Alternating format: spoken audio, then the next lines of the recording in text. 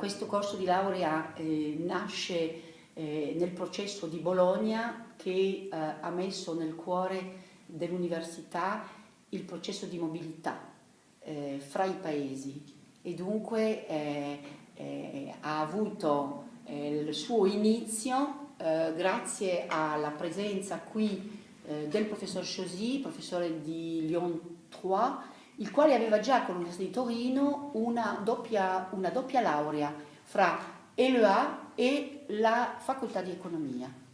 A questo punto abbiamo pensato che per la tradizione della nostra università, della nostra facoltà di allora, tradizione che coniugava lingua con lavoro e dunque l'indirizzo manageriale, abbiamo dunque ritenuto opportuno sviluppare un percorso di eccellenza che potesse coniugare le nostre migliori formazioni. Formazione italiana, più teorica, formazione francese, molto più pratica, volta al lavoro. Dal 2004 il corso funziona regolarmente e ad oggi abbiamo laureato una cinquantina di studenti dei due paesi, di cui molti con cittadinanza straniera.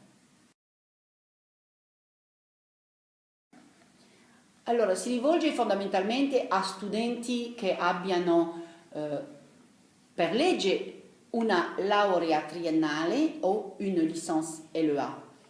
Ogni università fa la selezione dei suoi studenti, per cui parlando della selezione italiana, lo studente deve possedere 2 lingue ed avere i requisiti di legge, che sono quelli scritti sul nostro sito, che sono requisiti minimi, vuol dire minimi davvero, io pretendo qualcosa di più, però i requisiti minimi, 18 crediti di ogni lingua, più un po' di crediti in economia.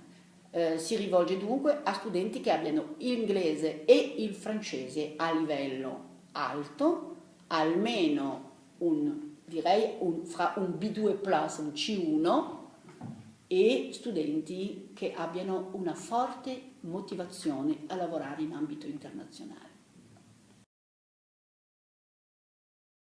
Dunque perché? Io direi subito perché lo studente ha la garanzia di laurearsi se regge in 2 anni, prima cosa. Seconda, perché se lo studente è molto motivato collega lo studio suo della lingua e della cultura dei 2 paesi con un ambito sicuro di lavoro in azienda. Quando parlo di aziende parlo di organizzazione in generale.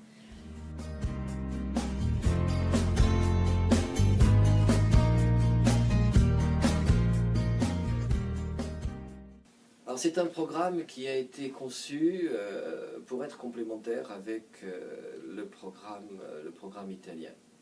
Si on voulait caractériser assez rapidement les 2 systèmes universitaires, je dirais que le système universitaire italien est un système universitaire plutôt axé sur les sciences humaines et le système universitaire français, notamment dans les études de langues étrangères appliquées, est un système qui vise à tisser les liens les plus solides et les plus approfondis avec le monde socio-économique. D'où une première année turinoise, disons, plus dans l'esprit des sciences humaines, et une deuxième année lyonnaise qui, elle, est au contraire beaucoup plus orientée vers l'entreprise. Globalement, c'est la complémentarité qui nous paraissait la plus importante.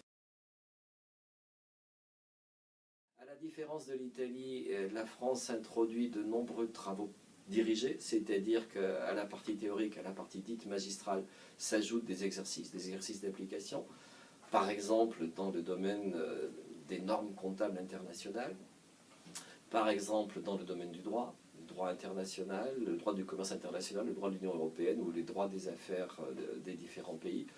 Ça, c'est une des spécificités, disons, françaises par rapport au système italien, d'aller beaucoup plus vers l'application. Donc l'organisation de ce master, c'est un semestre académique de cours et un semestre de stage. Le semestre académique de cours est assuré pour une part par des enseignants universitaires, qui sont essentiellement des enseignants de la faculté des langues, mais pas exclusivement. Et pour la partie, disons, qu'on appelle domaine d'application, les enseignements sont en totalité assurés par des intervenants qui viennent du monde économique, du monde professionnel, puisqu'on trouve un grand nombre d'avocats qui interviennent dans cette formation ou d'autres intervenants qui ont dans l'entreprise des activités comme le marketing ou autre. Ça, c'est l'organisation académique globale. Et puis un second semestre qui est totalement consacré à un stage long. La durée minimale est de 5 mois, la durée maximale est de 6 mois pour des raisons réglementaires et législatives. Et ce stage permet à l'étudiant de développer une compétence particulière. Et j'ajouterais que ce stage est très souvent, pour à peu près 30 à 35% des étudiants, l'occasion de la première embauche. On trouve au niveau de l'université et au niveau de la faculté, disons, des structures qui vont accompagner l'étudiant pour l'aider à trouver un stage. L'université ni la faculté ne trouveront pas le stage à la place de l'étudiant parce qu'on considère que cela fait partie de la formation d'aller à la recherche d'un stage ou d'un emploi. Et d'ailleurs, il existe au premier semestre, dans la partie académique, un module qui va aider les étudiants, d'une part, à rechercher ce stage et en même temps à rédiger leur mémoire de fin d'études.